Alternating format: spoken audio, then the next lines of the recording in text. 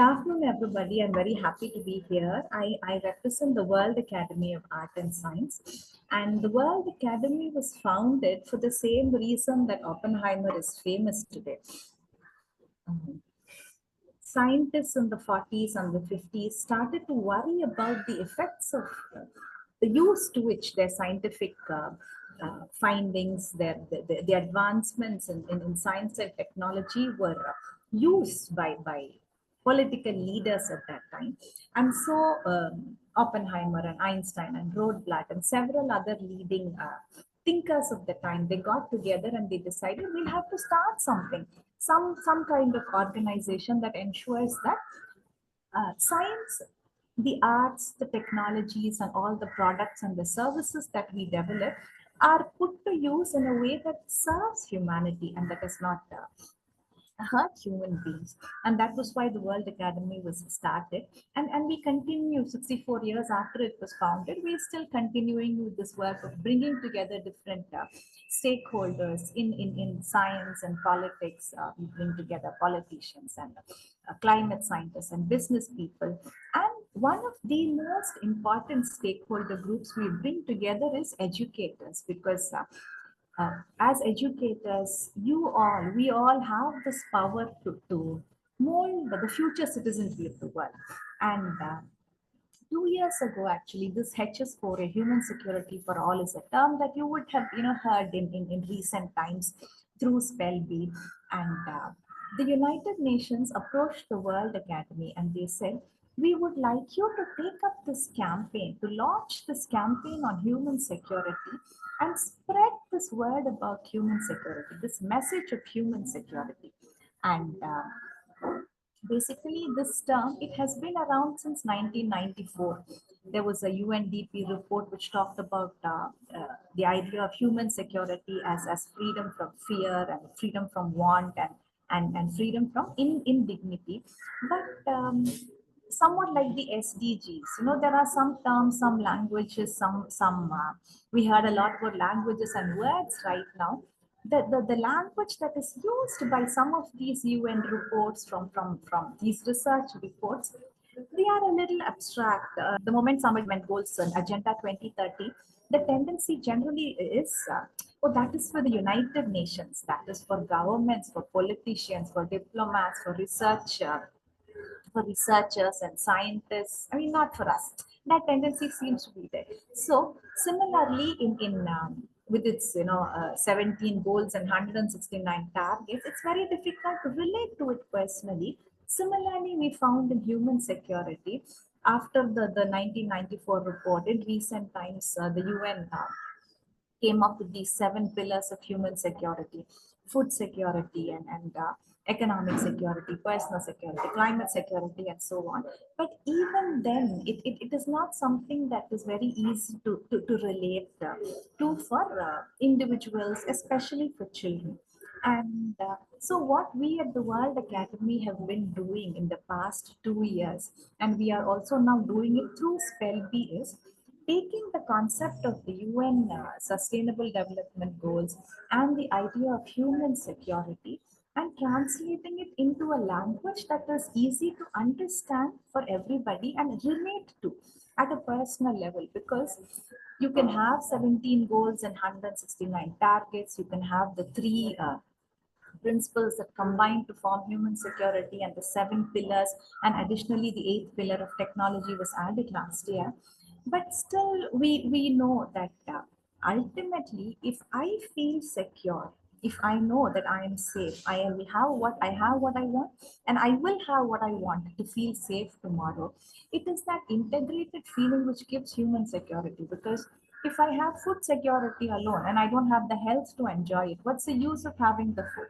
I may have the food, the health may be there, but if I don't have the economic security to be able to access what is around me, it's of no use. Let's say I have food and health and the economic power, but the political situation is such that there is no freedom. I cannot enjoy anything. Or we have everything, but climate is a huge problem. We go to sleep today and suddenly we hear news about cloudburst and landslides. What's the guarantee? So environmental security is also needed. And within the last 1 month, we had this outage that was due to a technical glitch. It was not even a malicious attack, but that grounded a lot of our services all over the world. People couldn't travel, people couldn't access healthcare in different countries. Even in India, we were affected. So ultimately, you need all types of security, not just this pillar or that pillar, or health alone or food alone. We need everything. So this is the message that we are trying to give to everybody. Place the human being at the center. So our message of human security that we take to schools, to educators is, let us sort of reorient the way we teach, so that no matter what we teach, we ensure that the human being, the welfare of humanity is placed at the center. It's a rather simple message, no doubt about it.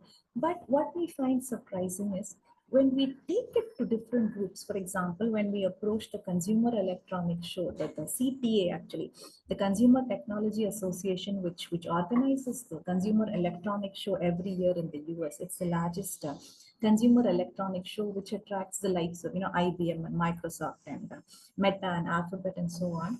What they said is, oh, this is the message that we need. And in its 50 plus year history, the Consumer Electronics Show for the first time adopted the theme of human security, and said, whatever you people develop, you can have the best smartphone, you can have whatever you want. Ultimately, it should ensure human security.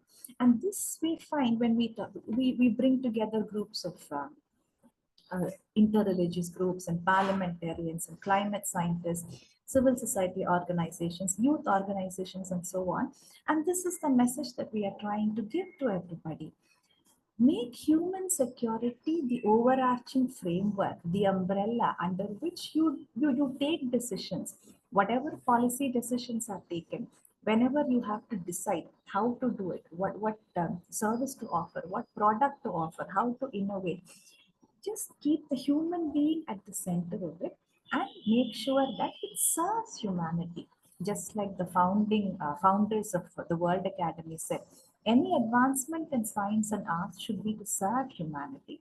And this is the message that we are also trying to give to educators through our collaboration with SpellBee.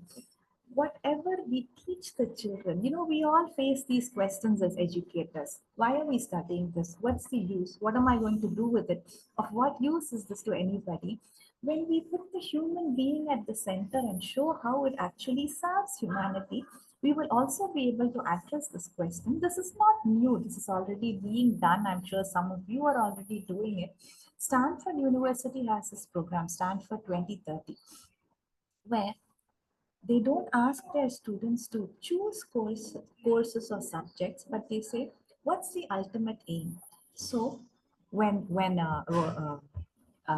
student says, I want to uh, rid the world of hunger, and so I'm studying agriculture and politics and supply chain management at the global level.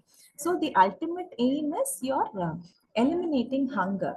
There is another institute called the Learning Planet Institute in Paris. It was co-founded by UNESCO. Here, whenever the students are taught anything, their subjects are tied with one of the sustainable development goals, one or more. So when a student is studying art or gender equality or diversity, they also know which of the SDGs they are supporting, they are working towards reaching that goal. So in this sense, we are able to give a meaning to what the students are studying. And this makes the learning more interesting, more effective, and we also actually help support the United Nations Sustainable Development Goals through our efforts. And we would like to invite all of you educators here and your networks to these in conferences that we will be holding in the future.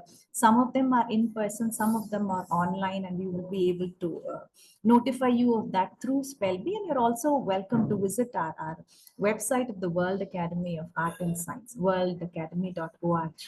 And all of you will be, this is basically so that we can learn from each other, teach each other, and we tend to highlight these success stories so that we can, replicate them, scale them up, and so on.